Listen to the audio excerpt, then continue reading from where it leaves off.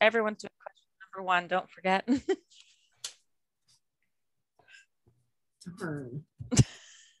But don't worry, you're third.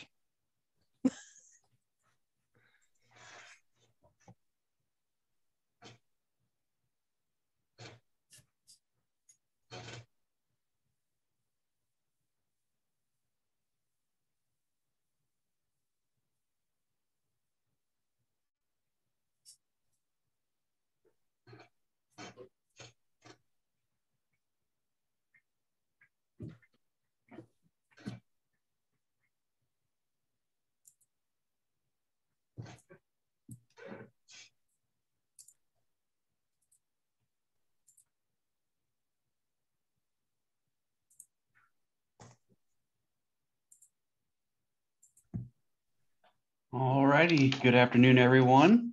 Welcome to the last block of the evening.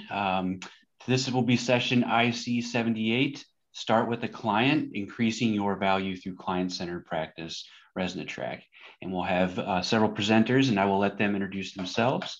I will be putting the CEU code at the end of the session in the chat. I will also jump on and tell it to you guys through here. Please, if you have any questions, put them in the chat, and we will allow the speakers to answer them when they can. And I'll turn it over to you guys. Thank you. Thank you so much.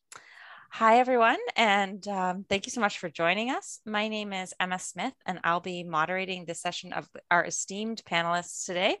So today we're talking about starting with the client. So how we can increase our value as practitioners and professionals through client-centered practice.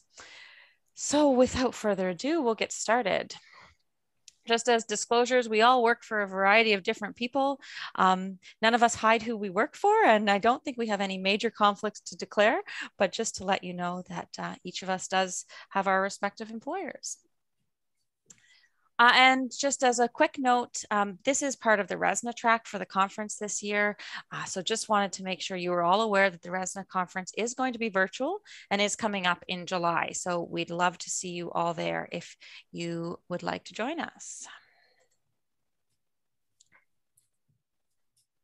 Very briefly, the learning objectives for this session are to be able to list some benefits, 3 benefits of goal-directed client-centered approach to assistive technology provision, to describe some ways that you might be able to maintain a client-centered approach when resources, including time, are limited, and to describe the importance of integration of assistive technologies in meeting client needs. Want to give you a brief overview of the concepts that we're talking about today when it comes to client-centered practice. So these are definitions that come out of occupational therapy text, but really I think they apply across the board. And I wanted to focus on a couple keywords. So client-centered practice is when the client and practitioner collaboratively engage in the therapeutic process. I think that word collaboratively is really important. And it's an approach to treatment that demonstrates respect for and partnership with the individual or group receiving service. And our panelists today are going to have a chance to talk to you a little bit about what they think client-centered practice is and why it's so important. So I'd like to introduce our panel, and I'd like to ask them to actually take a minute or two to introduce themselves. And I'm going to start with Karen. If you could unmute yourself and give us a sense of who you are.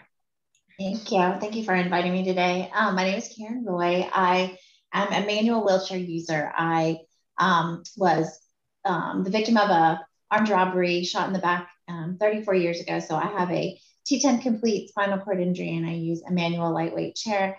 I then became a licensed clinical social worker, and I worked in the rehabilitation field and rehab hospitals for off and on for 20 years, helping other people learn to live with their diagnosis or their disease process. And a lot of them I helped choose their new wheelchair. And then I've been working for New Motion for almost 7 years. I'm their brand ambassador, and I do a disability related podcast for them, and love CRT and CRT advocacy. Thank you. Thanks so much, Karen. It's a pleasure to have you here. Next, I'll go to Weesie. Hello. Thanks, Emma. My name is Weesie Walker. I'm Executive Director of NARTS, the National Registry of Rehab Technology Suppliers. In my previous lifetime, I was a CRT supplier in Atlanta, And Jerry Dickerson says I started right after the wheel was invented. So I have a lot of experience in that area. Now, I want to say that I'm very honored to be on this panel, and this conference has been an amazing experience in a virtual way. Agreed. Thanks. Thanks to all the hard work of the staff. I appreciate that. Absolutely. And it's a pleasure to have you on the panel. I'll go to Susan next. Hi, I'm Susan Johnson Taylor. I'm an occupational therapist who started just after the wheel was invented. It was already in use by then. I've actually been in the field since the early 1980s. This is a subject that's very near and dear to my heart. And thank you very much, Emma, for inviting me onto the panel. Awesome. Thanks, Susan. And finally, but not least, Jean. Thanks so much. I'm Jean Minkel. I'm a physical therapist. And as Susan was introducing herself, I'm thinking Weesie and Susan and I actually worked at a time that you had a PT and an OT and a supplier all working together with Karen to pick out her chair. But that was ancient history, I guess, is part of it. More recently, I work in leading a wheelchair clinic in New York City called On a Roll. And we support adults with physical disabilities to live as independently as possible in the city and largely work with a Medicaid population. And as part of inclusivity, I am a white woman who is today in a turtleneck, which helps cover the aging muscles around my neck and throat with a periwinkle colored shawl and a little pin that celebrates the vibrance of wheelchair riders across the world. Thank you for including me. And like Susan, the concept and mindset of patient-centered care is really important. Thank you. Thank you so much, Jean. And I love your pin. It is an absolutely wonderful representation of a wheelchair user, full of life. So we're going to do things, we're going to go through the panel today, but as part of that, we're going to ask you some questions and try to engage you as an audience. So we're going to do that using a software called Mentimeter. So the instructions are up here on the screen now. So if you want to open, whether it's opening a separate device, so like a phone or a browser, and you can go to menti.com, which is www.menti.com.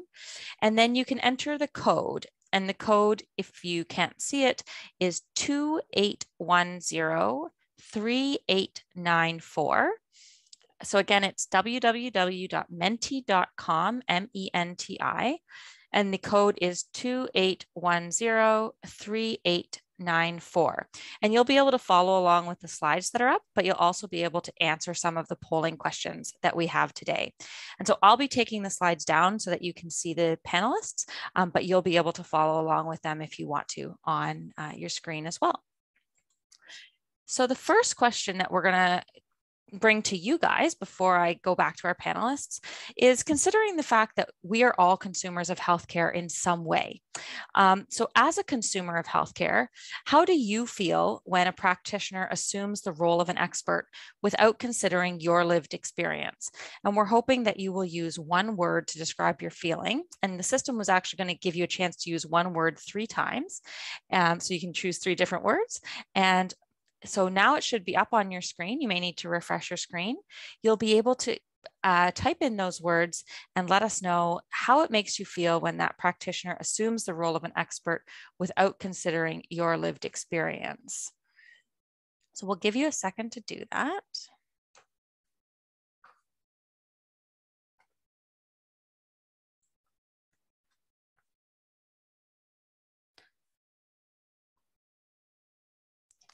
Awesome. So we're getting some really great answers here. And what you're seeing on the screen is a collection of words.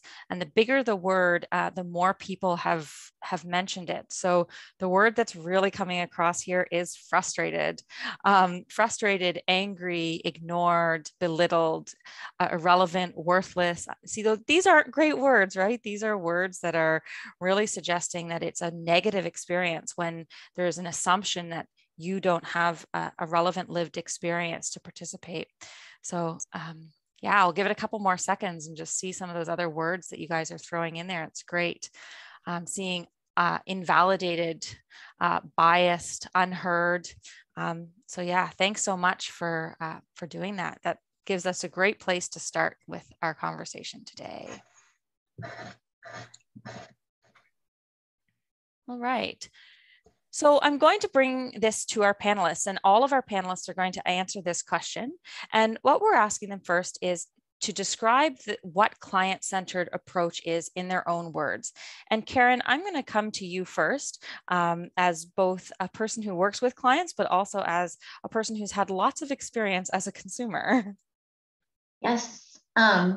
So I think that when you're choosing your chair and all the components of the chair, like the person's life, their whole life has to be taken into consideration. So where do they work? What kind of things do they do at home? What other things might they use components of the chair for? So, I mean, there's like, so for instance, when I transfer into my car, I use the push handle to hang the frame of the chair up a little bit. That's how I pop the tires off. And without scraping the frame of my chair all over the cement. So, you know, there are a lot of people that give me a hard time for having the push handles on the back of the chair. A lot of spinal cord injuries choose not to do that, but I use those push handles in a very functional way. I know other people that use power chairs that use hooks and things on the chair actually to help pull their pants up, like to get dressed. The way I pull my chair in and out of my car. So I guess taking into consideration sort of my whole life, and what I might use different parts of the chair for, in addition to just my mobility. Thanks. It's great to have that perspective, Karen. Weesie, I'm going to come to you. What do you, from your experience, what is your definition of a client-centered approach? Well, I have a lot of thoughts about this, Emma. Actually, as a supplier, I think it's really important not to go into the evaluation with a preconceived idea that you already know because you've worked with clients with that disability, that level of spinal cord injury, whatever it is, that you go in and really listen and listen to the person. And as Karen said, understand, you know, what their goals are. And how you're going to achieve them. I think it's also very important for the supplier to offer all the options that are available, and without an idea of whether it might be covered or not. You know, that's not the purpose of the evaluation. And one more important thing is to be able to explain the barriers that exist, as we know, with funding and coverage and allowables, and express it in a clear way that the person understands what the barriers are, because in that way, that person is empowered to advocate for themselves. And that's very, very important. And what I've realized is, as time goes by, it's getting more and more important to be able to do that. Thanks, Weesie. I really like your comments about self-advocacy, but also just about the idea that it's about letting go of our own preconceived notions as practitioners. And I think that's really hard, right? Yeah. Right. Susan, what about you? How do you define client-centered care? I'm going to have actually two sides of the coin here. And I'm going to start with what client-centered care isn't. From a very personal level. So it was absolutely amazing how smart I was when I graduated from OT school. I completely understood what all of my then patients needed. okay? We could each tell lots of stories for the next hour about how we were brought to realize that, guess what? We didn't know everything, or even close, or we didn't really know anything. So what is client-centered care? To me, and this is very personal, and it's the way I try to approach people, it's creating an environment and an atmosphere where people feel free to disagree, agree, talk, and tell me as I ask them questions, and as the supplier asks them questions, information about themselves. So for me, it's very much creating that open environment where people really understand, hey, this person is willing to listen and I don't have to do what they say. Thanks. I think sometimes we forget that people get to make choices, right? Competent people get to make choices, whether we agree with them or not. So thanks for bringing that up. And Jean, finally, over to you. How would you describe a client-centered approach? So I want to pick up on what Susan was saying and then carry it a little bit further.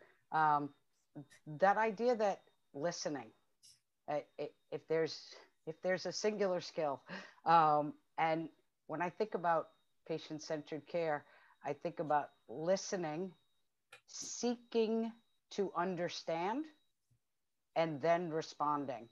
And I particularly want to reference seeking to understand this person's lived experience, because we all have worked with people who their future experience, they haven't lived very long. So they're going to need a lot more support and information, while others have lived a good long life and frankly are people that have become my teachers.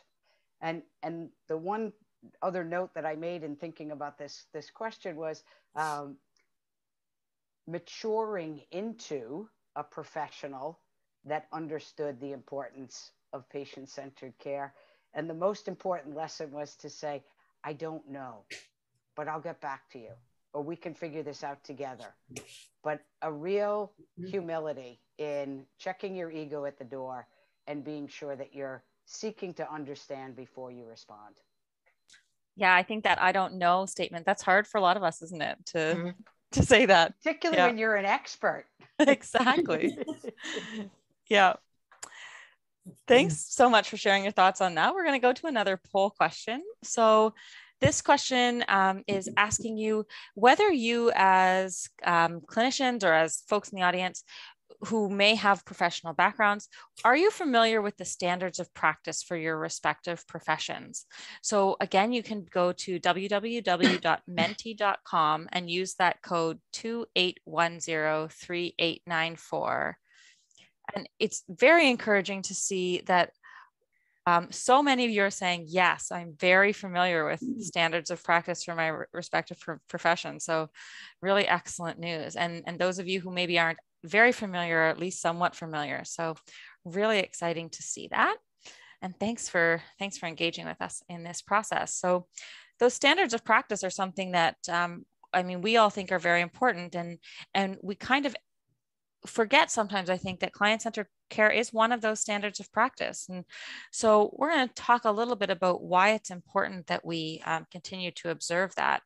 So the next question that we're going to go to our panelists with is, why is client-centered care important? And I think they've started to answer this a little bit, but I'm going to ask a few of them to go into a little bit more detail. So Karen, I'm going to come back to you and ask, why is client-centered care important? And what's the risk of not doing client-centered care? The very first thing that popped in my head was something Susan and I did together. When I first started working for NewMotion, I sit with my legs crossed and I lean to the right. I have a right-sided obliquity, and I do all sorts of things that therapists would not recommend. And I still do them. So Susan was pushing me to midline. And like, if my chair had forced me to stay in midline, I won't use the chair. The bottom line is she could see the look on my face when she's like pushing me into perfect midline.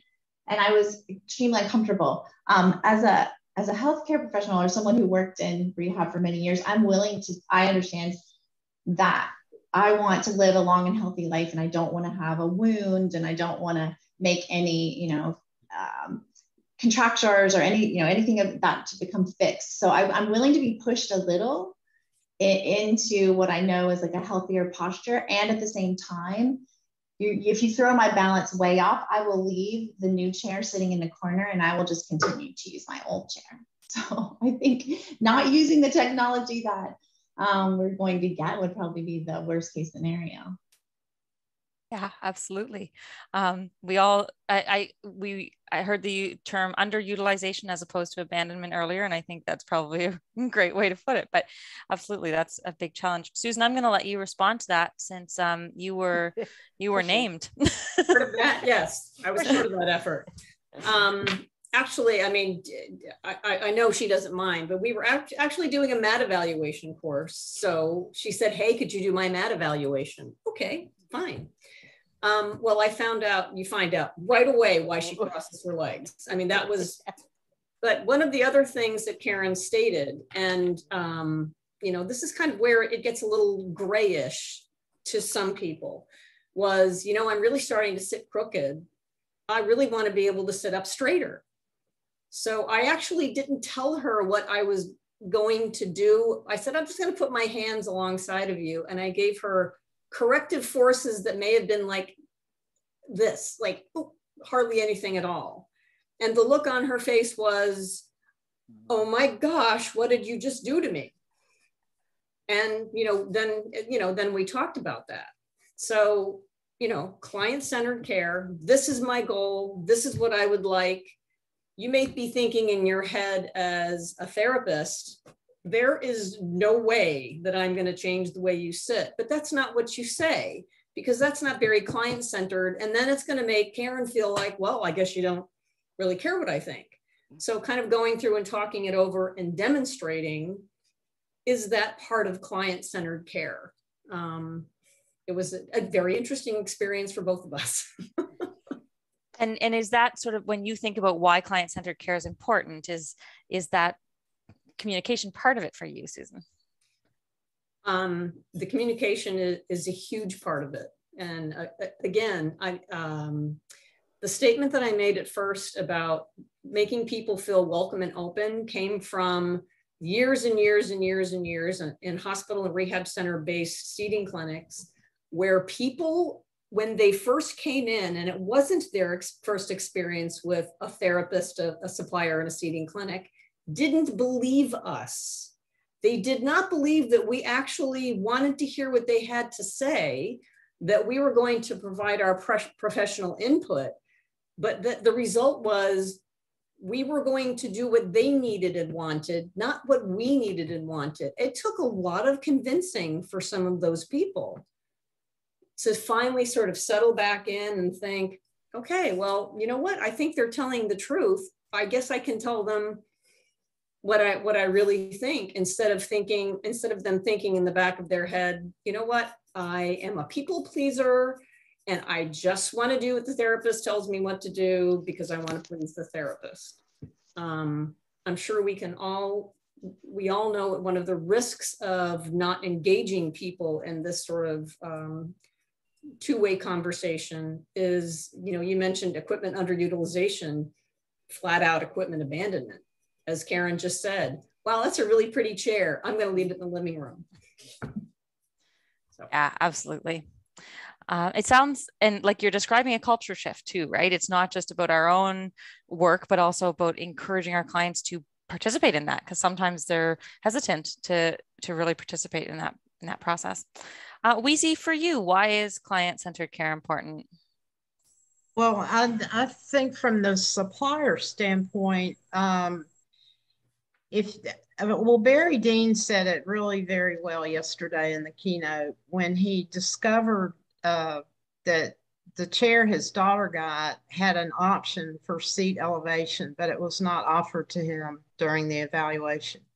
So that really struck home with me that I think that he probably lost confidence in his supplier at that moment because that wasn't offered. And, I can't say it strongly enough. It's it's not for the supplier or the clinician to make those choices. It's to show them the options and the possibilities, and then take it from there. So I think that's why it's important. And I like to quote Jerry Dickerson. He talks about the supplier has a relationship and the clinician does. But he says the clinician is just dating that person, but the supplier is married to them. So, I want them to have confidence in my skills, and that I'm looking out for their best interest. And otherwise, it'll be a rough road. Or, when they need new equipment or more services, that they may choose to go somewhere else.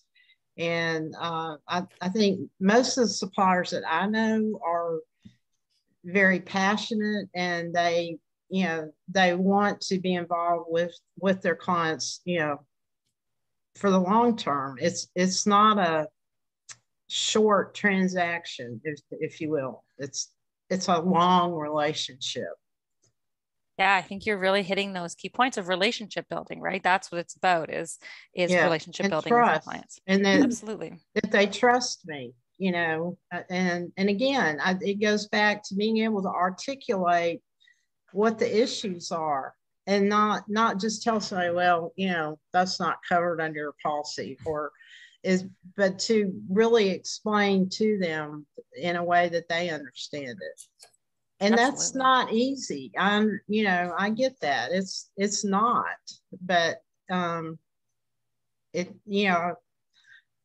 know this could be a whole nother topic, but when you think about the issues and the barriers of our healthcare system, I've been listening to these presentations all day, and the things I hear, and when you try to explain that to somebody, that I get it. It doesn't make sense, but this is what we're dealing with. But I also believe that if I get enough of these people fired up, change can happen. Mm-hmm. Absolutely. Yeah. Jean, you look like there's something you'd like to add. Well, just prepared. So sometimes my mic doesn't pick up, so I want to be prepared. And really, in a summary comment, I really like the sentiment of joint participation is joint responsibility.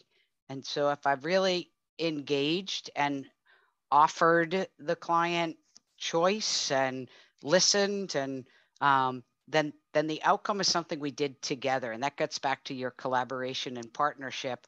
And in that practice, there's a really interesting opportunity to give the problem back to the person and acknowledge it. And, we call it our yellow light. Don't speed through the yellow light, because guarantee you're going to come up with a red light. But stop and say, wait a minute, we have a problem. So I turn to the client and I say, the product you would like to demo is going to take another 2 weeks before it could get here. Do you want to wait that time, or do you want to go ahead and make a selection now? I give the problem back to the person. I don't assume that I know their answer. And that's just a method of that joint participation. And there are so many times that we, the problem solvers, take it on. Uh-oh, here's a problem. I better hurry up and get through it so that it doesn't stop the order. No, stop. The yellow light is a good time to stop. And then say it. I think we have a problem. How would you like to proceed? I love the idea of joint responsibility. And I think it's both responsibility, but also buy-in, right? Like the more that we participate in these problem-solving processes together, the more likely everybody is going to be happy with the outcome. And that buy-in is so critical. To speak to Susan and Karen's point about abandonment, that's what helps to avoid it. Yep, about 20% of everything that we do as a field results in complete product of abandonment. And the biggest reason is just what we've been talking about, lack of shared decision-making. Yeah, absolutely. Well, that's a great place to move on from.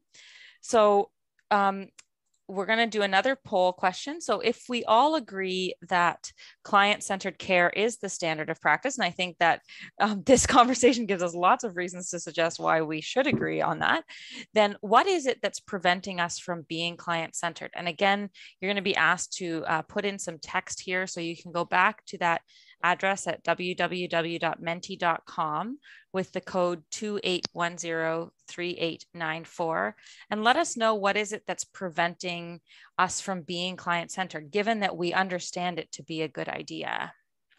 We'll give you a few seconds to put those words in so that it can give us a response.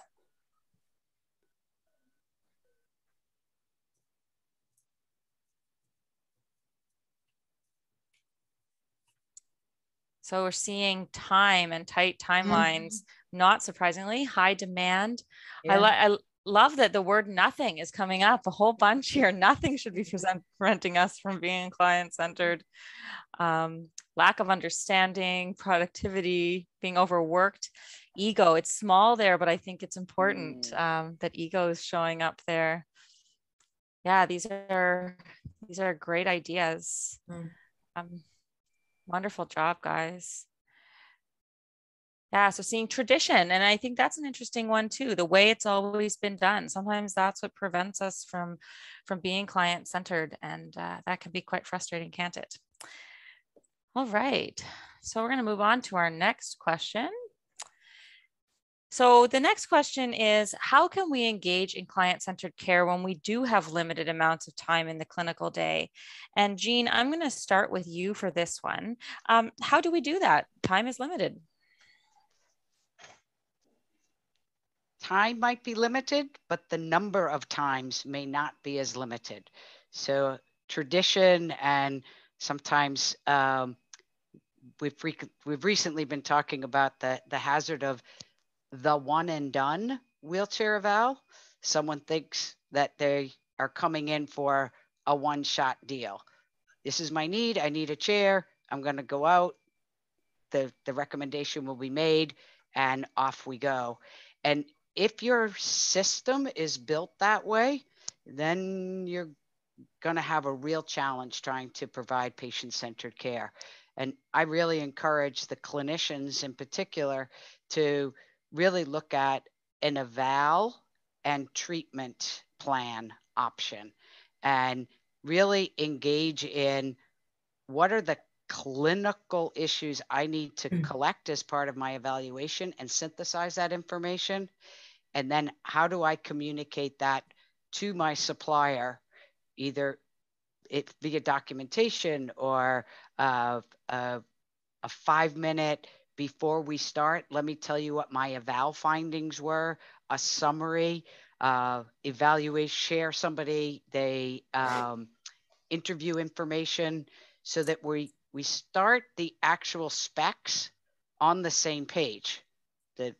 But that if I've needed 2 or 3 or 4 visits to allow the person to demo equipment, try different stuff out, process in their own head what direction we are going into, then it may be more than one visit.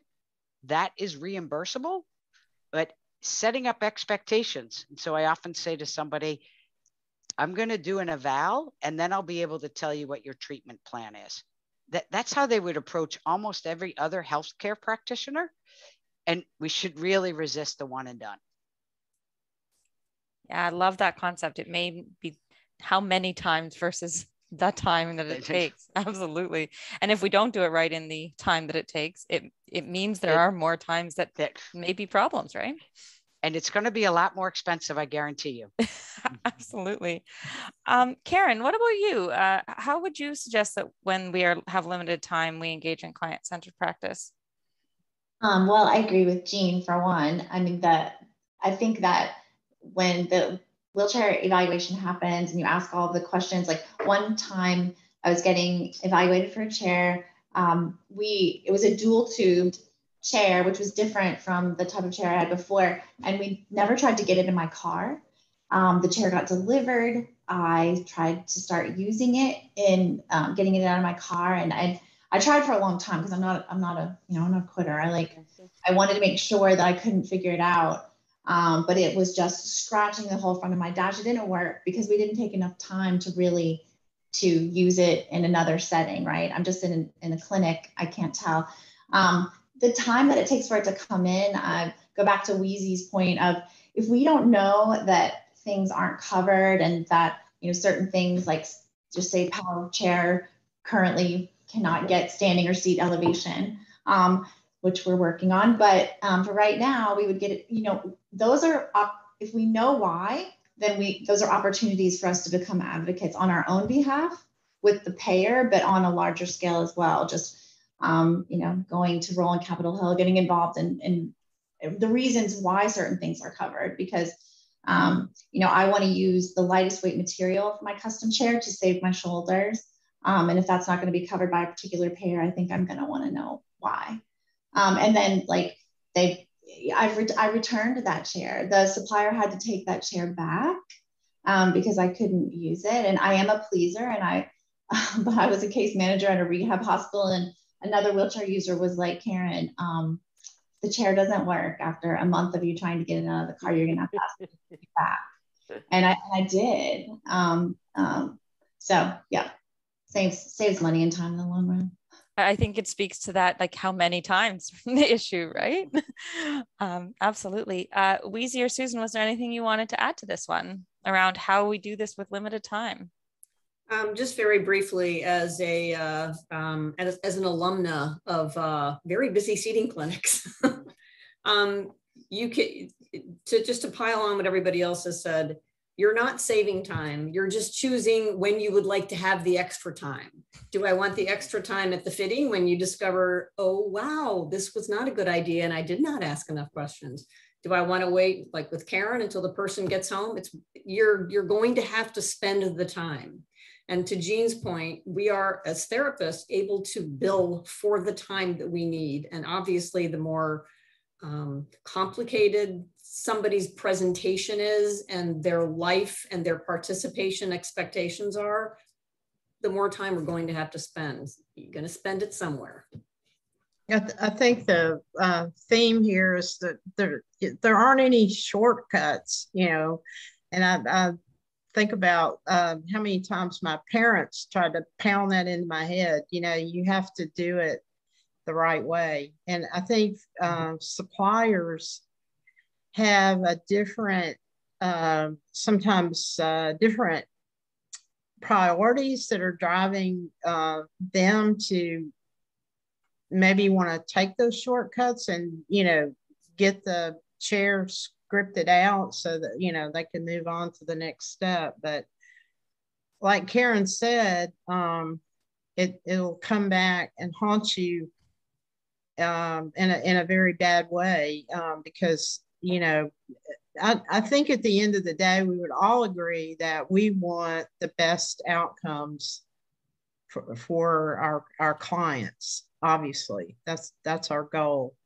And if it takes, you know, an extra time to come back and revisit it or try different equipment. And I think from the supplier standpoint, I think you have to look at it as an opportunity to learn. It's a great learning experience as you go through these different demonstrations with different pieces of equipment. Absolutely. I think we learn something about each client from every piece of equipment, right? And yeah, absolutely. All right. So we're going to shift gears a little bit, and we're going to talk about some of the ways we might see new technologies changing things. So we have another poll question. If you want to go to menti.com and use that code, how often are you using telehealth or other new technologies to connect with your clients? So I suspect that if we had asked this question 2 years ago, we would maybe see a slightly different answer than we'll see today. But here we are seeing that really a lot of people are using it often or regularly with their clients. And I think that's really a sign of the times and really telling. So that's the line that I'd like to go down next, is to talk about some of those new technologies. So Weesie, I'm going to come to you first. Okay. How will new technologies like telehealth change client-centered care? Well, my disclaimer is I've been out of the field since this all came about, but I talk regularly with some of my friends that are still working in the field and ask them, how is this going for you? And this is what I've gathered. And from the clinician standpoint, they tell me that they like being able to see the person's home environment. Now, this is before the evaluation has been done. They're interviewing them in the home, and they're getting that glimpse. And I guess, as a supplier, I was often in people's homes, and I had to bring that information to the clinician, but now they're seeing it firsthand. So I think that's a huge benefit. And the second part of that is fittings. And so the supplier is taking the chair and fitting it with the client at home, and the clinician is observing some way, Zoom or whatever. And I think that can be successful, but I'm going to go back to that relationship. The clinician and the supplier have to have a good working relationship to do it that way, because the clinician will see things sometimes that a supplier may not. Maybe the back angle it needs to be open, 2 more degrees or whatever. So this allowed people to get their equipment. They didn't have to go back to clinic, and all the other benefits of people that don't have access to a clinic nearby, that, traveling to, several miles, long distance to go to clinic. So I see that. But I also think that the supplier has to know when this is not working, as this is not a good idea. And as Jean said, it's the yellow light. We need to stop, and till we can all be together in person. Thanks, Weesie. I think it's great to hear your perspective just about where the benefits are, but also where it might not work, right? It's not a panacea for how we are going to move forward with the future, but it certainly does have its place, and we're learning lots about it. Susan, what about you? How do you think that these new technologies and things like telehealth are going to change how we see client-centered care?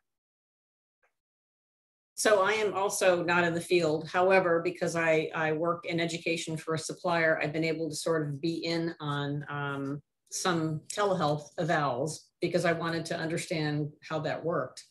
And I mean, I think there's a separation that we need to sort of think about, because each requires different problem solving. One is when the supplier is remote and the therapist is with the person, and the other is when the therapist is remote but the supplier is with the person. So some things in the mix, and how complicated of a client that you can do that with will change, I think, depending on where the cast of characters is located. I think, for example, Diane Carrillo, who is a PT in Tucson, has come up with a very nice approach to telehealth, because she was often remote in her job, where it's sort of a visual evidence-based set of evaluations. I think she might be doing a talk tomorrow about how she approaches that. So in order to stay client-centered, to Weesie's point, one has to be very careful, and definitely look at the guidelines that the clinician task force has come out with that tell you when it might be a good idea and when it might not be a good idea. But also, to Weesie's point, as somebody who sat in a clinic and hardly ever got to go see somebody's house, it was fantastic being able to see how somebody was actually using their technology within their home and just outside of their home, if that was part of and then their vehicle as well. That part almost makes me want to go back to the field full time. but I think I probably would settle for part-time. We'll take you back. You Almost. go back into very, very client-centered. I mean, being able to remotely see somebody using the equipment in their house, to me, was super exciting. Yeah, really cool. And it just gives you so much more information to have those conversations. I mean, I think back to a client that I got to do a home visit and realized that the pain he was having had absolutely nothing to do with his chair and everything to do with how he had to launch his arm onto the desk to get to his mouse to use his computer. Would never have seen that if I hadn't been able to go see him at home, right? And certainly context is everything in some cases, and it can really make a huge difference.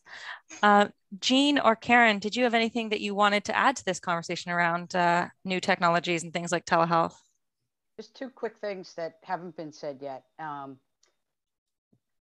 have a wound care nurse who keeps referencing the skin inspection mirror. And I keep saying to her, people have phones, take a picture, send the picture. And I've done an enormous amount of skin management by virtue of people take a picture when either their personal care attendant will take the picture. It looks different today. Something's happened. And we can jump on it much, much, much more quickly. So just, creative use of cameras, because now everybody has cameras. So, and the same holds true with some remote repairs. If your person's calling in saying they're having this problem, hey, can we hop on a visual? Let me look at the treads of your tires. What do your casters look like? They don't have to come to me, and I don't have to send the technician out. And we can probably get a much more comprehensive maintenance repair done than relying on somebody coming in. The one caution, particularly as we talk about how can telehealth inform our practices going forward? I work with a low-income population, and the digital divide is very large. And many of my clients, they have only so many minutes on their plan for the month, and they're not interested in wasting them, in their minds, on a video chat with me so I can see their home. So just be incredibly sensitive in understanding what are the resources needed for both parties to participate in an effective telehealth. Yeah, I think, Jean, that's such a great point. But that's part of client-centered care, isn't it? That we know our clients well enough to be able to ask those questions and to have those conversations. And we really wouldn't our be systems to ask the question. Absolutely. You may not know the person yet, so you want to build into the system. Do you have the capacity, or do you have the capability? Do you have a preference for me to do a video chat before we start? So just absolutely. The repair part is huge because parts can be ordered now. Prior, we don't have to send a technician out, and we have labor shortages and all that. So if we can skip a visit where we just can order parts and then have the technician go out and repair them, that's great. And then we also use an app, Anymotion, and other suppliers probably do too, but that increases the communication. That technology makes it so that I can speak with the therapist, I can speak with the suppliers, I can figure out where my chair is in the process, and if there's some sort of documentation that I, as the consumer, can help push through. So those aspects of technology, I think, are amazing. There's certainly something to be said for the efficiencies that it can introduce. Yeah, absolutely. All right, I'm going to go to our final question. So this is sort of speaking to the complexities of some of the work that we do. Integration of assistive technology, particularly when people are using multiple forms of assistive technology, can be super complex. How is the integration of AT impacted by client-centered care? And Jean, I'm going to come back to you and ask you to address this first. Sure. So I always come back, particularly when I hear complex and client, like really going back to the listening and being uber careful that it's what this person wants. And when there's such a potential attraction to integration, until one thing doesn't work. And now nothing works. And so really talking through and thinking through what are the benefits, where are there efficiencies and improvements in somebody's function, and where is there really, you know what, I want to be able to operate this separately. So if my chair goes down, I'm not tied or have to go through a really complex system. The other, I've learned so much, and really empower my clients to reach out to other users who have figured out some of these integration issues. And during the conference today, I went to home automation, and I love the first slide was, whatever I'm teaching you now is probably obsolete because it changes that quickly. And I just think it's really helpful to empower people to connect with other users so that they can keep each other connected, number one, and be really realistic about what's working versus what isn't working in the day-to-day application. I don't use it on a day-to-day application. I'd much prefer to hear from somebody that does. And you know, there may be that conversation between two people using similar technology that might bring up things you'd never have a conversation about, right? Yeah. Yes. Yeah. So Weesie, Karen, or Susan, is there anything you want to add just on this idea of integration and complexity and how we manage that within client-centered care, or conversely, how client-centered care can really impact that from a positive or negative perspective? I thought about it in a completely different way, actually. I try to hone very much in on what somebody's and their caregiver's technology tolerance is. So the desire to be able to do all of these things, and then the reality of what that means. And, you know, to Jeannie's point, kind of showing people, the supplier showing people what that means, I think is part of client-centered care, because the last thing that we want are many objects and buttons and swing away this, that, and the other thing that the client quickly decides is just too much for them, or if it's too much for their caregiver. I'm sorry, Weesie, go ahead. Well, I was just gonna, what Jean was saying, I understood the electronics and programming and all that, but I wasn't living with it, you know, 24/7. And again, it's a great learning opportunity when you have somebody who uses a lot of technology like that, is to follow up with them. And that's how I learned a lot of tricks that they discovered because they had to, you know, to use it. And there's nothing more frustrating than you have this technology, but you have to go through all these steps to, you know, to make it work. And when there might be a simpler way to do it. So I think, you know, technology is wonderful when it works. I mean, how many times have you heard that said lately, you know, with Zoom calls, and, you know, you can't get your audio to work. So, yeah, take that to a whole nother level when it's your, you know, computer access or communication, or, you know, being able to make a phone call, use your environmental controls. And I was thinking about this gentleman that I work with, who was through Vogue Rehab. He was a professional photographer, and he wanted a mount for his camera. And we went through this whole, you know, we set it up, let him try it. It was wonderful, you know. And then when I went out to install it, it also had a tray. And that was the best part to him, was this angle adjustable tray that he could put his magazine on. And he said, look, I can turn the pages by myself. And I thought, you have this, you know, $1 zillion camera that we, anyway, it's always a learning experience. So I'll just put it that way. Oh, right. It goes back to that humility issue, right? Like we are learning every step of the way from our clients. Absolutely. Yeah. Karen, any last thoughts on this one? If you ask to join, like there's different disability related groups, Facebook groups, and anyone wanting to learn more can ask to join those groups. But people throw out questions in those groups and share I think that the customers are more well-versed. They complain because the repair technicians don't understand their technology. They understand their technology better.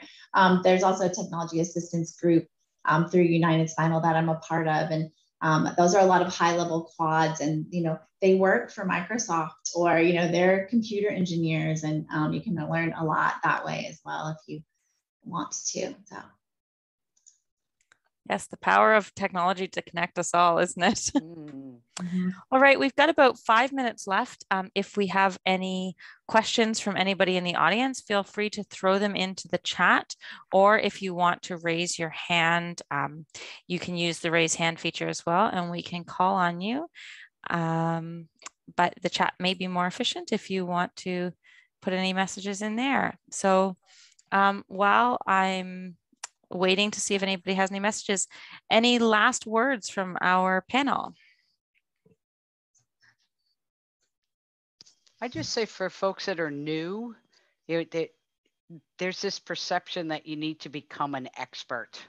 And I think one thing that we've talked about today is being humble is so incredibly important. And if you just approach the person as a person, you're going to learn, they're going to learn, and just be as transparent as possible in saying, I have a toolbox. It might be limited right now. I'm gaining tools as we go along, but I know people that can help us on a journey. So always be humble, but don't be afraid to be humble as you begin your journey as becoming a disciple in this world of seating and mobility. Humble and vulnerable. It's really hard to say, you know what? I have no idea what to do with this issue. Let me think about it and let's talk about it. Yeah, we have a comment from somebody saying it's incredible how much help you do get when you state to the client, I don't know. They will give you the answer. Exactly. Really is that central idea to client-centered care, isn't it? We do have a question from Kyle. For those that do wheelchair seating clinics, how have you been able to integrate telemedicine technology? Well, I'll speak because we're actively using so HIPAA compliance was one of our first concerns. And we have a electronic health record that gives us some video capabilities. The trick is being sure that the client at the other end has a compatible system. And just a very US centered response here is it's only during the pandemic emergency period that clinicians can bill for that time. So I want to be perfectly honest that it's partly because we can bill for the time that people are building it into their practice. If that continues, great. And I think there's also an opportunity to,